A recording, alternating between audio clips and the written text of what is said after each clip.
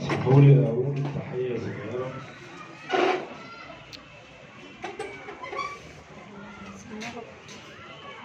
مركز شباب الأمل نجم في حياتنا لاح، جينا بضوايط كلنا والزفة والأفراح، العجم الخنكة رقص وليالي ملاح، علشان ميلاده كبير القيادة دي واعية، فتحية ليكم كلكم وتحية لأجل النجاح.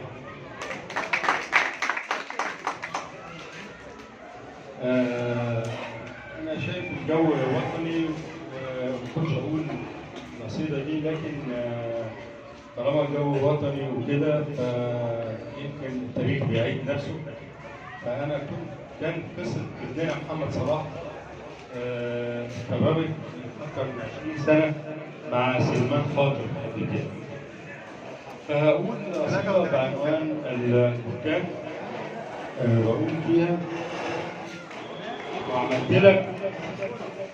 وعملت لك جوايا متحف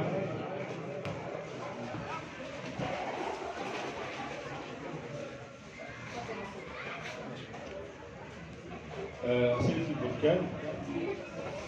وعملت لك جوايا متحف لليالي الصبر وسنين الألم، علشان بتذكر كلمتك تزرع شفوف الفجر دم يلونك تحت الخبر ويرسمك لوحة شرف، علشان زرعت الكلمة فوق أرض الندم طلعت تفرع من ماسورة كلمتك حرف وعدم، لكن ساعتها كلمتك طرحت جثث بركان وعايز ينفجر بعقلة واحدة من صوابع كلمتك، سكنت حرف الكلمة في النور بتاعك، علشان بتطلع كلمتك فوق الخلايق كلها بحروف جروح في ثواني وتغير هناك المسألة، وتسيب لهم ازاي يحلوا المعضلة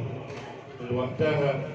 وعرفت ان الكلمة لسه في قلبنا فيها الرمى من وقتها، وعرفت ان الضلمة ممكن تنفلق يطلع ندى في لحظة زي البرق يطلع ينطلق، وما رميت إذ رميت.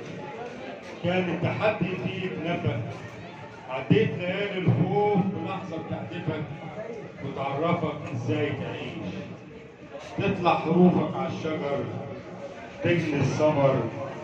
من وقتها وانا قلت للناس كلها انا كنت عارف قصتك من كام سنة، كان المدرس يحكيها دايما بالأسى في المدرسة، ومن بين سكوت الفق وخروج الكلام عشش ونام فينا الخبر، في قلوب في عقول ملخبطها الهبل، وانت اللي تتحمل جبل اتغير المعنى الجريء جوه القصص، وقريت افتش في الكلام بين الجثث لقيتك انت منهم، دخلت فيا ومسكتك بين الورق ورجعت تاني لسكتي. استنى نتقابل سوا، استنى نتقابل سوا.